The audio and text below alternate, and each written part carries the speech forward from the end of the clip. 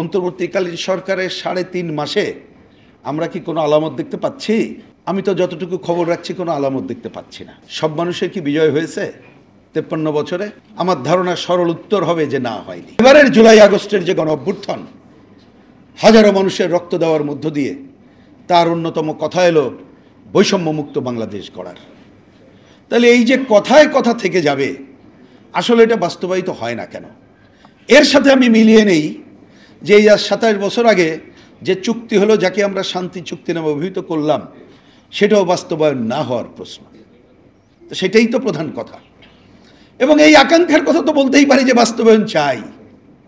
কিন্তু আমাকে যদি বলেন, ঠিক আজকে যেখানে এসে এত বছর পরে দেখছি এবং অন্তর্বর্তীকালীন সরকারের সময় আমরা হয়তো মনে করতে পারি দলীয় সরকার তার দলীয় স্বার্থ এসব বিবেচনা করে তারা করেনি।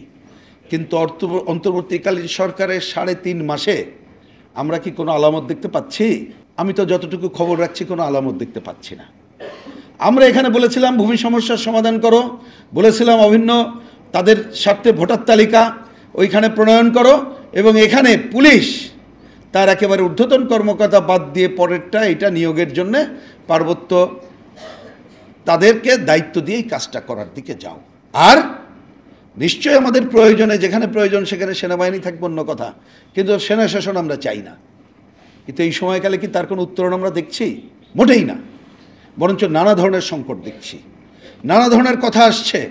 যে কথাগুলো আসছে সেইটাকে ধরে এই ধরনের শাসন আরও কেন্দ্রীভূত করা হচ্ছে।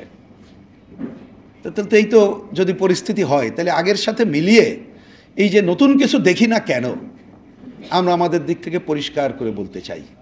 তাহলে প্রথম সিদ্ধান্ত হবে রাজনৈতিক সিদ্ধান্ত কি, দ্বিতীয় হচ্ছে এটা বাস্তবায়নের জন্য আমি কি কি কাজ করব।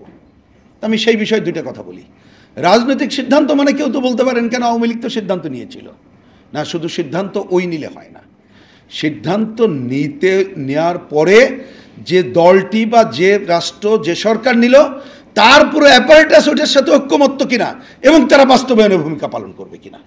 নাহলে তো নানা কারণে লোক দেখানো কাগজে লিখে দিতে পারি, কাগজে লেখা হিসাব করলে তো কম না। তা বাংলাদেশে আজকে আমাদের এই পাহাড়ি আদিবাসী শুধু না, সমতলের আদিবাসী কই, তাদের নিয়ে কি কোনো কথা এরা এসে কথা বললো? কোনো সংস্কার কমিটি হয়েছে কই? তা তো দেখতে পেলাম না। সুতরাং ওইটা ভালো কথা বলার মধ্য দিয়েই সব হয়ে যায় তা তো হয় না।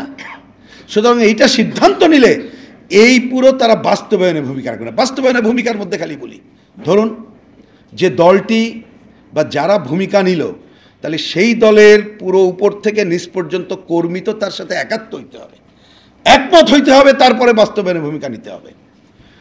ওই সময় যে প্রশাসন থাকে, আপনি সামরিক বেসামরিক প্রশাসন, তাদেরকে তো এই বিষয়ে আগে বুঝ করতে হবে, তাদেরকে দরকার ওরিয়েন্টেশন কোর্স করে তাদেরকে দিয়ে কাজ করাইতে হবে। কিন্তু এগুলো কি অতীতে ঘটেছে? তারা কি সেই প্রশাসন যারা দায়িত্বে আছেন, ওইখানে যেসব আর্মি ভাইয়েরা দায়িত্ব পালন করেন, তারা কি এই ঐক্যমত্যের জায়গায় যান?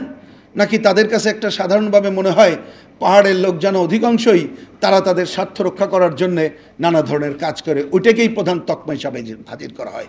সুতরাং আজকে যদি এই তকমা মুছে ফেলানোর কাজটা না করতে পারি এবং এইটাকে রাজনৈতিকভাবে গ্রহণ করে আমরা সিদ্ধান্ত না নিতে পারি, তাহলে কিন্তু সমাধান হবে বলে আমার কাছে মনে হয় না।